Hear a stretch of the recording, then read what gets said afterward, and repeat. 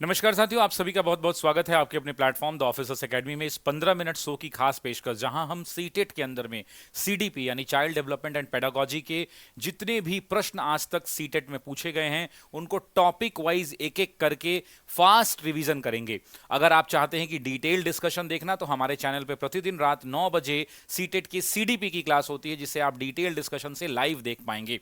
इस वीडियो के अंदर में हम बहुत कम डिस्कशन करेंगे और ज्यादा से ज्यादा प्रश्नों को करने का प्रयास करेंगे। इस क्लास का उद्देश्य बेहद सरल और सीधा है कि हम आपके नजरों से ज्यादा प्रश्न को गुजारना चाहते हैं और वैसे प्रश्न जो आपकी सीटेट की परीक्षा में आ सकते हैं। तो चलिए बिना देरी के हुए क्लास की शुरुआत करते हैं। Let's start the class. ये जो प्रश्न आप देख रहे हैं ये सीडीपी का है और जो टॉपिक हमने पहला टॉपिक कवर किया है उस टॉपिक का नाम बाल विकास है। आप चाहें तो प्रीवियस ईयर क्वेश्चन को देख सकते हैं। जितने भी प्रश्न मैं इन सेशन में कराऊंगा या लगातार ये प्लेलिस्ट बना दिया जाएगा, जितने भी प्रश्न इस सेशन में आपको मिलेंगे उन सब में नीचे आपको डेट मिल जाएगा और शिफ्ट मिल जाएगा कि परीक्षा में ये प्रश्न कब आया है।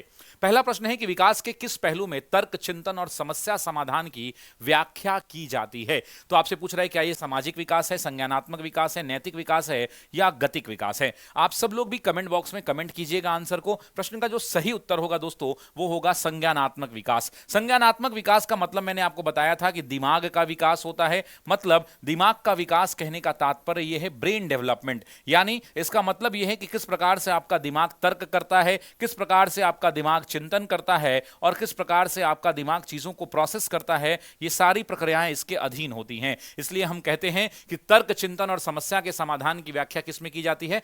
संज्ञानात्मक विकास में की जाती है। अगर हम सामाजिक विकास की बात करें तो समाज के अंदर में वो व्यक्ति किस प्रकार से सामाजिक चीजों को पूरा कर रहा है वो इसके अधीन आता है। नैतिक विकास में सच और झूठ, ईमानदारी और बेईमानी वाली बात उसके नैतिकता का बोध कराती है, उस विकास को हम नैतिक विकास कहते हैं। और गतिक विकास का मतलब यह होता है कि किस प्रकार से उसका ओवरऑल डेवलपमेंट हो रहा है। मतलब कुल मिलाकर इस प्रश्न का उत्तर जो है बी विकल्प चला जाएगा। यह प्रश्न 2024 में आया था दोस्तों, इस बात को ध्यान रखिएगा। अगले प्रश्न पर आते हैं। कह रहा है अभिकथन है कि बच्चों द्वारा बचपन अलग अलग संस्कृतियों में अलग अलग तरह से अनुभव किया जाता है। कारण क्या है? कि बच्चों का विकास सार्वभौमिक है। यह कह रहा है कि बच्चों का विकास सार्वभौमिक है। देखिए दूसरा स्टेटमेंट तो क्लियरली गलत है कि बच्चों का विकास जो है सार्वभौमिक नहीं हो सकता है। मतलब child development is universal, universal नहीं हो सकता है। प्रत्येक बच्चे की अलग अलग प्रत्येक बच्चा जो होता है वो प्रत्येक बच्चे की जो विकास की प्रक्रिया है, जो विकास का प्रक्रिया है वो अलग अलग होता है। कहने का तात्पर्य है किसी में विकास जल्दी होता है, कुछ लोग तेजी से विकास कर जाते हैं। बच्चों का जो सामाजिक निर्माण का सिद्धांत है उसमें भी आपने पढ़ा होगा कि बच्चे का जीवन जो है अलग अलग चरणों से होकर गुजरता है। यानी अलग अलग चरणों से जब गुजरता है तो अलग अलग विकास की बाधाएं होती हैं, सीमाएं होती हैं। यानी बच्चों का जो विकास है वो गैर सार्वभौमिक है और ये अंतर सांस्कृतिक मतभेदों पर भी डिपेंड करता है। लेकिन पहला जो स्टेटमेंट है कि बच्चों द्वारा बचपन अलग अलग संस्कृतियों में अलग अलग तरीकों से अनुभव किया जाता है, ये बिल्कुल सही है। क्योंकि बच्चा जिस तरह की संस्कृति में रहेगा, जिस तरह के वातावरण में रहेगा, उस तरह से उसका विकास होगा। यानी बच्चों के अंदर में जो सीखने की कला है वो विविध संस्कृतियों पर भी निर्भर करती है, यानी एक दूसरे से उसको अलग भी बनाती है। तो ए सही हो जाएगा, बी गलत हो जाएगा, यानी आंसर क्या हो जाएगा? सी विकल्प हो जाएगा। निम्नलिखित में से कौन स्थूल गतिक कौशल है? आपसे पूछ रहा है which of the following is a gross motor skill. आपको याद होगा स्थूल गतिक मैंने आपको बताया था कि जहां पर हमने पढ़ा था कि भाई स्थूल गतिक क्या होता है, तो आपने क्लास में बताया था कि जहां पर बच्चे अपने बाजुओं का, अपने पैरों का, अपने शरीर का यानी बड़े बड़े मांसपेशियों का इस्तेमाल करते हैं उसको हम क्या कहते हैं? ग्रॉस मोटर कहते हैं। तो एक कागज पर बड़े आयत की रूपरेखा को काटना, बुनाई करना, तैरना, ये एक काजर पर। तो देखिए इस प्रश्न का जो सही उत्तर जाएगा वो क्या जाएगा मेरे दोस्तों? इस प्रश्न का सही उत्तर जाएगा तैरना। क्यों? क्योंकि तैरने के अंदर में बड़े मांसपेशियों का प्रयोग हो रहा है। पिछली क्लासेस में हमने बताया था कि बड़े मांसपेशियों का उपयोग जो है, बड़े मांसपेशियों का उपयोग जो है किसके अधीन आता है? तो याद रखिएगा वो स्थूल गतिक के अधीन आता है। इस बात को ध्यान रखिएगा। तो प्रश्न का सही उत्तर क्या हो जाएगा? तैरना हो जाएगा। तैरने के अलावा अगर ऑप्शन की बात करें, अगर दौड़ना रहेगा वो भी हो जाएगा, खेलना रहेगा वो भी हो जाएगा, अगर कूदना रहेगा वो भी हो जाएगा। ये सारे किसके अधीन आएंगे? तो स्थूल गतिक के अधीन आएंगे। इस बात को ध्यान रखेंगे। आप सभी साथियों को हम बता दें कि हमारे यहां सीटेट के बैचेस लॉन्च कर दिए हैं। दोस्तों याद का आपको भरोसा दिलाते हैं कि भारतवर्ष में सबसे बेहतरीन आपको पढ़ाने का हम लोग प्रयास करेंगे। हम लोग बिना पीपीटी के पढ़ाते हैं। सीटेट के अंदर में पीपीटी एक बड़ी समस्या है जो बिहार और बाकी प्रदेशों के भारतवर्ष के छात्र इससे परेशान होते हैं। हम लिख लिख कर उनको धीरे धीरे पढ़ाते हैं। हमारे बैचेस जो है 15 नवंबर से शुरू हो रहे हैं। इस बैच को आप जरूर ज्वाइन कर लीजिए। 999 रुपए के अंदर में ऑफर प्राइस चल रहा है। पेपर 2 के अंदर में भी 999 और कॉम्बो में 1499 है ना। भाषा के विकास के लिए संवेदनशील काल कौन सा है? आरंभिक बाल्य अवस्था, माध्यमिक बाल्य अवस्था, किशोरावस्था या प्रसव पूर्व अवस्था? ये 2023 का प्रश्न है। मैं चाहता हूं कि इस प्रश्न का उत्तर आप सभी लोग पहले कमेंट बॉक्स में दें, फिर हम लोग आगे की बातचीत करेंगे। देखिए, अगर हम भाषा के विकास के संवेदनशील काल की बात करें तो बच्चे का जो आरंभिक बाल्य अवस्था होता है, मतलब आप जानते हैं कि भाषा जो बच्चे की बोलने की कला होती है, जो भाषा का विकास होता है बच्चों के अंदर में, वो भाषा का विकास बच्चों के अंदर में आरंभिक बाल्य अवस्था के अधीन होता है। जब कोई बच्चा जो है भाषा सीखने का प्रयास करता है तो वो किससे सीखता है? अपने मम्मी से, अपने पापा से। जो आसपास के लोग उसका जो अनुकरण करता है, उन्हीं लोगों की भाषाओं का वो क्या करता है? अनुकरण करता है। उसके बाद धीरे धीरे उन्हीं भाषाओं का अनुकरण करते करते वो लर्निंग यानी अधिगम शुरू कर देता है। इस बात को ध्यान रखिएगा। और संज्ञानात्मक विकास में आपको याद होगा कि संज्ञानात्मक विकास की क्षमता को बढ़ाने के लिए भाषा ही एकमात्र उपकरण है जो इस बात को प्रूफ करती है। इसलिए इस प्रश्न का जो सही उत्तर हो जाएगा वो क्या हो जाएगा? आरंभिक बाल्य अवस्था हो जाएगा। अच्छा, मुझे एक बात बताइए कि शैशवा अवस्था के अंदर में, शैशवा अवस्था के अंदर में, शैशवा अवस्था के अंदर में अगर हमसे बात करें तो एक यूनिवर्सल टाइम पीरियड कितना होता है? कितने वर्ष से कितने वर्ष के बीच में शैशवावस्था को काउंट करते हैं, जरा बताइएगा। विकास का कौन सा क्षेत्र स्वनियमन, प्रदर्शन, भावनाओं को समझने और दर्शाने से संबंधित पहलुओं की बात करता है? आप आराम से प्रश्न को देखिए। संवेगात्मक है, नैतिक है, शारीरिक है या गत्यात्मक है? आपसे पूछ रहा है कि which area of development relates to the aspect of self regulation, understanding and expressing the emotion. तो आपसे पूछ रहा है कि इमोशन जो है बच्चा कब समझना शुरू कर देता है? तो मुझे एक बात बताइए कि बच्चा आपसे इमोशनल कब होता है? बच्चा संवेगात्मक विकास के दौरान शरीर और मानसिक जो उसके पक्ष होते हैं, संवेगात्मक विकास के दौरान शारीरिक और मानसिक दोनों, ध्यान रखिएगा, शारीरिक पक्ष और उसके बच्चे का शारीरिक पक्ष और बच्चे का मानसिक पक्ष, ये दोनों के दोनों पक्ष जो होते हैं, उन दोनों पक्षों से संबंधित जो है बातों को हम यहां पर करते हैं और इन दोनों का समावेश होता है संवेगात्मक विकास के अंदर में। आपको याद होगा एक मनोवैज्ञानिक थे जिनका नाम था वॉटसन। याद है?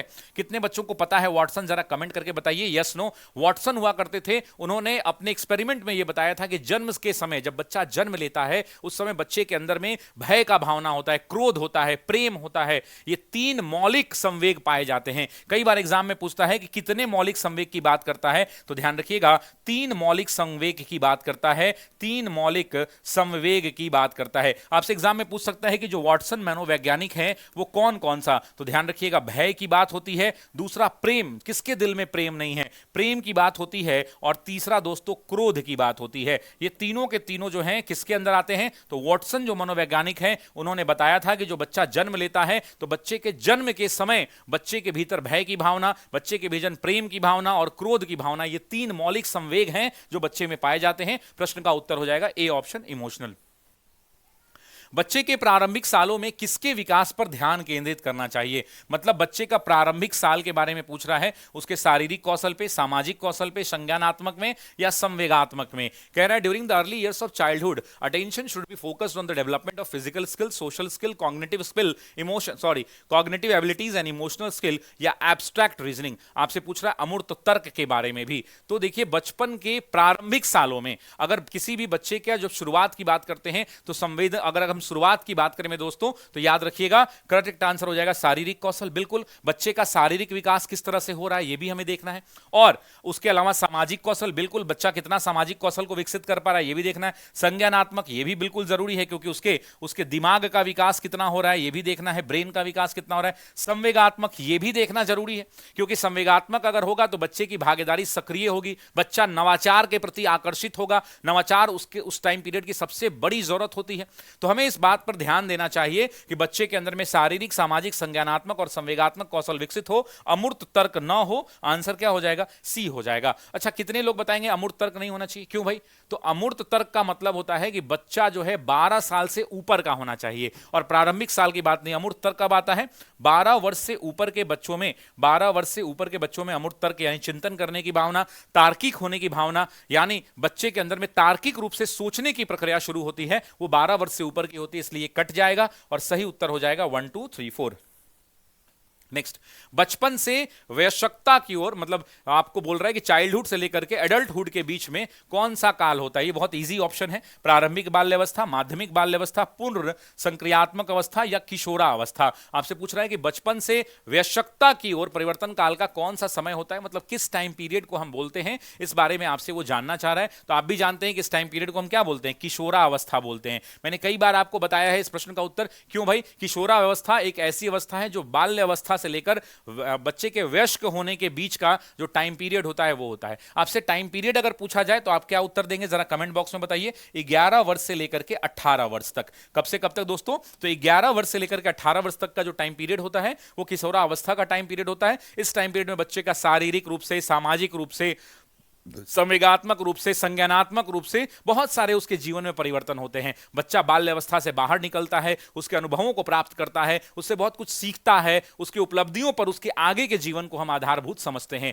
मतलब एक व्यक्ति के बचपन से बहुत सारी चीजें वो सीख कर आगे निकलता है और इसी परिवर्तन काल में उसको और आगे लेकर के जाता है। जब ये अपने टाइम पीरियड को चेंज करता है, यानी वो किशोरावस्था में आता है, तो उसको लगता है कि अब जो है हमें किशोरावस्था के दौरान ऐसी अवस्था, आपको याद होगा किशोरावस्था के दौरान बच्चा अपना करियर चुनता है, अपने पढ़ाई पर ध्यान देता है, अपने दोस्तों पर ध्यान देता है, ऐसी तमाम चीजें वो करता है। एक व्यक्ति थे, एक मनोवैज्ञानिक थे जिनका नाम था स्टेनले हॉल। याद है आपको स्टेनले हॉल ने इस किशोरावस्था के बारे में क्या कहा था? एग्जाम में क्वेश्चन कई बार पूछता है, मैं लिखूंगा नहीं चूंकि टाइम कम है। स्टेनले हॉल ने कहा था कि किशोरावस्था तनाव, दबाव, विरोध, संघर्ष और तूफान की अवस्था है। क्या कहा था? उसने कहा था कि किशोरावस्था तनाव, दबाव, विरोध, संघर्ष और तूफान की अवस्था है। किसने कहा था? तो मनोवैज्ञानिक थे, स्टेनले हॉल ने कहा था। इस बात को ध्यान रखिएगा, इन्होंने ही कहा था, इस बात को ध्यान रखिएगा। निम्न में से किसके लिए स्थूल गामक कौशल के उपयोग की आवश्यकता होती है? ग्रॉस मोटर स्किल्स की बात कर रहा है। आपको याद होगा कि ग्रॉस मोटर स्किल्स के बारे में मैंने आपको बताया था कि ग्रॉस मोटर्स का मतलब क्या, कि बच्चा अपने पैर पर, अपने शरीर के जरिए, अपने कंधों के जरिए, अपने बाजुओं के जरिए, अपने घुटनों के जरिए, मतलब क्या कि वो कूदना, एक स्थल से दूसरे स्थल तक जाना, शरीर के किसी भी अंग को एक दूसरे से कंट्रोल करना, ये सारी चीजें इसके अंदर में आती हैं। इस बात को ध्यान रखिएगा। तो कहता है कि ब्रश पर पेपर से पेंटिंग करना नहीं साहब, बड़े मांसपेशियों की बात हो रही है यहां पर। पेपर के टुकड़े को काटना और चिपकाना नहीं, सुई में धागा डालना नहीं, ये भी नहीं। तो आंसर क्या होगा? चलना और दौड़ना। चलना, दौड़ना, खेलना, कूदना, ये सब क्या है? ये सब ग्रॉस मोटर स्किल्स हैं। और ये जो तीन ऑप्शंस हमने काटे हैं ये फाइन मोटर स्किल्स हैं। ये क्या है मेरे दोस्तों? ये स्थूल नहीं है, ये सूक्ष्म गामक हैं। कैसे हैं? सूक्ष्म गामक हैं, यानी फाइन मोटर स्किल्स हैं, जहां पर बच्चे अपने फाइन मोटर स्किल्स कहते हैं। फाइन मोटर स्किल्स के अंदर में छोटी मांसपेशियों का इस्तेमाल करना, उंगलियों से ऐसे सामान पकड़ के गिरा देना, सुई में धागा डालना, सुई में धागा डालना, बटन को ऐसे पकड़ना, ऐसे कलम पकड़ना, लिपस्टिक ऐसे लगाना, ये सब जो छोटी छोटी मांसपेशियों का प्रयोग होता है, ये क्या कहलाती है? ये कहलाती है फाइन मोटर स्किल्स। ठीक है जी, इस बात को ध्यान रखिएगा। ये 2022 का प्रश्न है, इस बात को ध्यान रखिएगा। अगर मेरी क्लास आपको अच्छी लग रही है तो कमेंट करके जरूर बताइए, क्योंकि आपके कमेंट्स को मैं देखूंगा और फिर उसका रिप्लाई भी करूंगा, और उसके आधार पर मैं और भी वीडियोज लेकर के आऊंगा। निम्नलिखित में से कौन स्थूल गत्यात्मक कौशल का उदाहरण है? आपसे पूछ रहा है कि gross motor skill. Gross motor का मतलब क्या हो गया भाई? ग्रॉस मोटर का मतलब हो गया जहां मांसपेशियां, बड़ी मांसपेशियों का ज्यादा प्रयोग हो, हाथ का, पैर का, कंधे का, पीठ का, जांग का, बड़ी मांसपेशियां, रेंगना, दौड़ना, कूदना, किसी को किक करना, लात मारना, क्रिकेट खेलना, बॉल फेंकना, सीढ़ियां चढ़ना, है ना, ऐसे एक बाइक को रॉकेट साइंस की तरह उड़ाना, ये सब चीजें जो हैं वो क्या आती हैं? वो आती है ग्रॉस मोटर्स में। चित्र बनाने के लिए प्रेन नहीं साहब, ये सूक्ष्म है। ये कौन सी स्किल है? फाइन मोटर स्किल है। कागज को ओढ़ा तोड़ा करना, ये भी नहीं, ये भी फाइन मोटर स्किल्स है। धागे में माला पिरोना, ये भी नहीं, ये भी फाइन मोटर स्किल्स है। आंसर क्या हो जाएगा? खंबे की तरफ फुटबॉल को लात मारना, क्योंकि जब आप लात मारेंगे, ऐसे किक करेंगे, तो वैसी परिस्थिति के अंदर में क्या होगा? तो जब आप लात मारेंगे तो वैसी परिस्थिति के अंदर में दोस्तों, वैसी परिस्थिति के अंदर में आपके बड़े मांसपेशियों का प्रयोग होगा। इसलिए प्रश्न का उत्तर क्या हो जाएगा? प्रश्न का उत्तर हो जाएगा दोस्तों डी विकल्प। हमारे सीटेट के नए बैचेस लॉन्च कर दिए हैं, पेपर 1 में और पेपर 2 में। ये दोनों बैचेस लॉन्च कर दिए गए हैं और कॉम्बो बैचेस भी लॉन्च कर दिए गए हैं। इसकी क्लास 15 नवंबर से विधिवत ऐप पर शुरू हो जाएगी। हालांकि यूट्यूब पर प्रतिदिन पेपर 1 के सभी क्लासेस हमारी चल रही हैं। आप टीचर का क्वालिटी देखना चाहते हैं तो जाके देख सकते हैं। और पेपर 2 के भी सभी SST, science, CDP, Hindi, English, Sanskrit, सभी क्लासेस फ्री में भी यूट्यूब पर प्रैक्टिस बैच चल रहा है। डिटेल थ्योरी पढ़ना चाहते हैं, सिलेक्शन लेना चाहते हैं, तो ये बैच आपके लिए रामबाण साबित होगा। बाल विकास के क्षेत्र में हाल ही के सिद्धांत, हॉल होना चाहिए ना यहाँ पे, है ना, या हाल ही के सिद्धांत या सुझाव, अच्छा ठीक है, बाल विकास के क्षेत्र में हाल ही के सिद्धांत ये सुझावित करते हैं कि विकास प्रभावित होता है हेरिडिटी से यानी अनुवांशिकता से, शिक्षा से, संस्कृति से, सामाजिक नीतियों से। अब बताइए कि बच्चे का विकास किन किन चीजों पर डिपेंड करेगा, बच्चे का विकास किन किन चीजों पर डिपेंड करेगा। तो आप जानते हैं कि बच्चे का किस प्रकार का विकास होगा भाई, तो बच्चे का मानसिक विकास होगा। बच्चे का और किस प्रकार का विकास होगा भाई, तो शारीरिक विकास होगा, है या नहीं, बच्चे का मानसिक विकास होगा, शारीरिक विकास होगा, और किस प्रकार का विकास होगा, तो बच्चे का सामाजिक विकास होगा, बच्चे का भाषाई विकास होगा, बच्चे का संज्ञानात्मक विकास होगा। और जब जब इन तरह तरह के विकास होंगे तो विकास कैसी प्रक्रिया है, तो विकास एक क्रमिक प्रक्रिया है। विकास जो है बच्चे का गर्भ से लेकर के मृत्यु तक, यानी गर्भ से लेकर के कब्र तक बच्चे का विकास होते ही रहता है। बच्चा विकास जो है एक मंद गति से चलने वाला है, हर बच्चे का अलग अलग डेवलपमेंट का फेज होता है ना। तो इस बात को ध्यान रखिएगा कि बच्चे का विकास इन सभी फैक्टर्स पर डिपेंड करेगा, यानी इस प्रश्न का उत्तर क्या हो जाएगा, डी विकल्प हो जाएगा। दोस्तों इस प्रश्न का उत्तर क्या हो जाएगा, डी विकल्प हो जाएगा, इस बात को ध्यान रखिएगा, ठीक है। क्यों ऐसा कह रहा हूं, विकास को प्रभावित करने वाले बहुत से कारण होते हैं। आपने पढ़ा होगा कि बाल विकास के दौरान स्किनर ने कहा था कि विकास को बहुत सारे कारण प्रभावित करते हैं, बाह्य कारण, आंतरिक कारण, दो तरह के कारण होते हैं। अगर आंतरिक कारणों की बात करें, आंतरिक कारण और बाह्य कारण होते हैं। पहला होता है आंतरिक कारक और दूसरा होता है बाह्य कारक।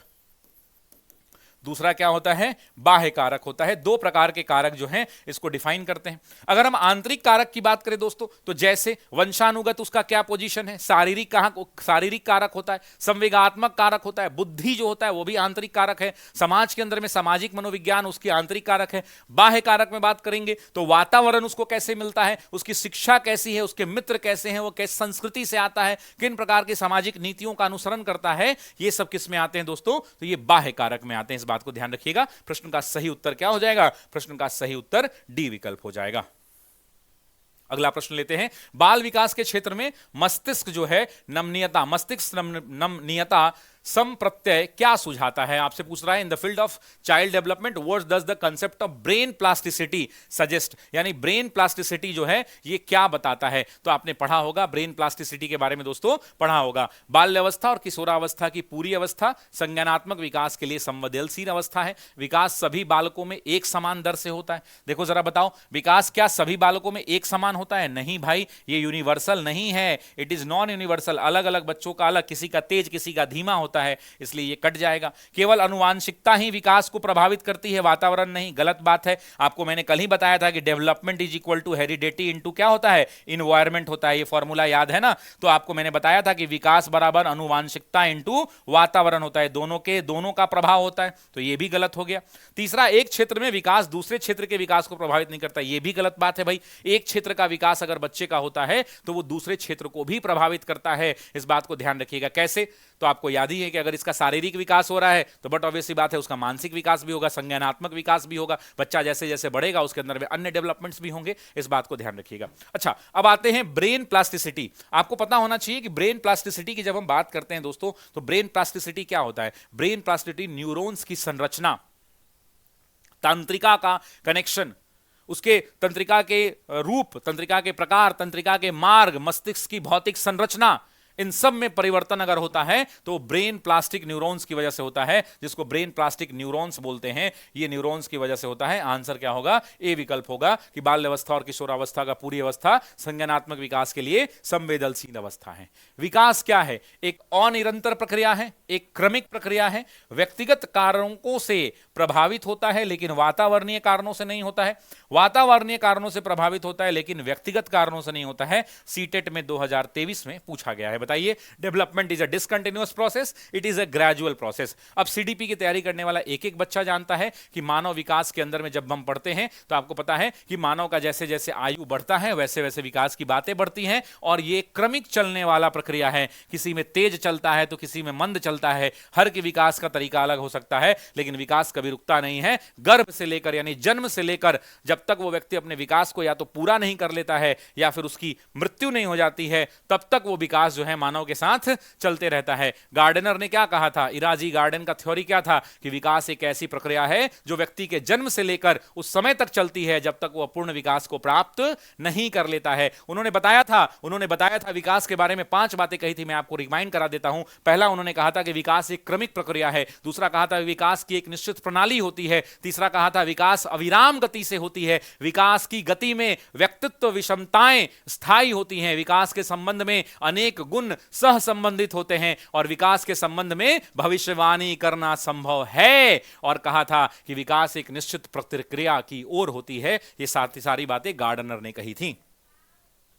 निम्नलिखित में से कौन सा क्षेत्र बाल विकास का क्षेत्र है? एकिक और अवैज्ञानिक, निर्धारित और स्थिर, अंतर विषयात्मक और गतिशील, अस्पष्ट और प्राचीन। आपसे पूछ रहा है कि which of the following is a characteristics of the field of child development? It is a singular and unscientific, determined and fixed, interdisciplinary and dynamic, वैग एंड एंशिएंट। तो बिना देखे हुए अगर आप अंग्रेजी पढ़ लेते हैं तो ज्यादा आसान होता है उत्तर ढूंढना, इंग्लिश में थोड़ा इजी पड़ता है। करेक्ट आंसर हो जाएगा सी। देखिए, अगर बाल विकास की बात करते हैं तो बच्चे का विकास क्या है? एक सार्वभौमिक प्रक्रिया है। विकास की प्रक्रिया बच्चा जब मां गर्भ का धारण करती है और जब तक बच्चे का जीवन होता है, यानी गर्भ से लेकर के कब्र तक चलने वाली, अगर हम बात करें कि विकास की प्रक्रिया क्या है तो गर्भ से लेकर कब्र तक चलने वाली प्रक्रिया है। विकास की प्रक्रिया क्या है तो ये गतिक प्रक्रिया है, ये कार्मिक रूप से या क्रमिक रूप से बढ़ने वाली प्रक्रिया है डेवलपमेंट, और ये इंटरविषयात्मक है। इसलिए इंटरविषयात्मक है क्योंकि बच्चे के विकास कभी तेजी से होता है, कभी धीरे धीरे होता है। बच्चे का जब जन्म होता है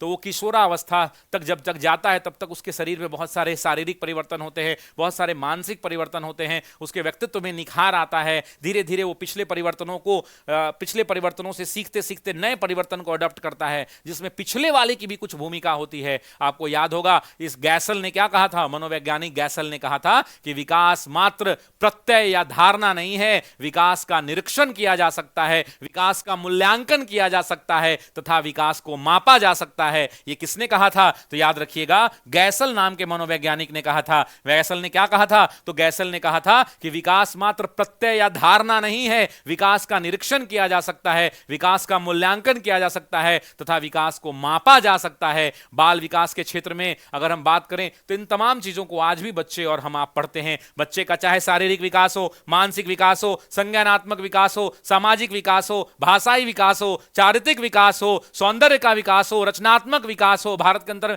बच्चे के अंदर में अंतर्विषयक विकास हो, बच्चे के अंदर में गतिशील क्षेत्र का विकास हो, कोई भी विकास हो, संज्ञानात्मक हो, संवेगात्मक हो, सामाजिक हो, चारित्रिक हो, भाषाई हो, रचनात्मक हो, सौंदर्यात्मक हो, सभी के सभी विकास निरंतर चलने वाली प्रक्रिया है, यह रुकती नहीं है मेरे दोस्तों। इसलिए प्रश्न का उत्तर सी विकल्प होगा।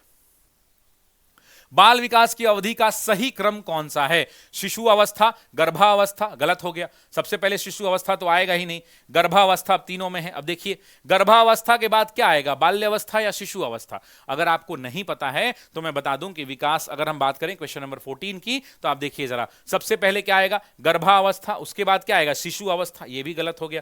गर्भावस्था, शिशु अवस्था ठीक है, पूर्व बाल अवस्था ठीक है, उसके बाद किशोरा नहीं भाई, तब मध्य बाल अवस्था और फिर किशोरा। बहुत इजी क्वेश्चन है, क्वेश्चन का करेक्ट आंसर क्या हो जाएगा, डी हो जाएगा। अब गर्भ अवस्था, जब तक बच्चा गर्भ में रहता है, फिर गर्भ से बच्चा निकलता है तो आगे बढ़ता है, तो किस अवस्था में आता है, शिशु अवस्था के अंदर आता है। फिर पूर्व बाल्य अवस्था आता है, उसके बाद किशोरा अवस्था नहीं आता है, फिर मध्य बाल अवस्था आता है, फिर किशोरा अवस्था आता है ना, उसके इसलिए करेक्ट आंसर डी ऑप्शन हो जाएगा। आज के इस क्लास का लास्ट क्वेश्चन है, बाल्यावस्था का शुरुआती दौर भावनात्मक विकास के लिए एक डैश काल होता है, संवेदनशील, निष्क्रिय, सुस्त, परेशानीदायक। The early period of childhood is a dash period of emotional development, sensitive, slow, inactive या ट्रबलसम। तो आपको ही पता है कि अगर इस प्रश्न का उत्तर देखेंगे तो संवेदनशील होता है। क्यों संवेदनशील होता है मेरे भाई? इसलिए संवेदनशील होता है क्योंकि आपको भी पता है कि बाल्यावस्था कब तक माना जाता है, तो आप भी जानते हैं कि बाल्यावस्था अप टू 6 ईयर्स, एवरेज अगर यूनिवर्सली ले तो अप टू 6 ईयर, 6 वर्ष तक हम बाल्यावस्था मानते हैं। और जो 6 वर्ष का टाइम पीरियड होता है ये एक अनोखा काल है।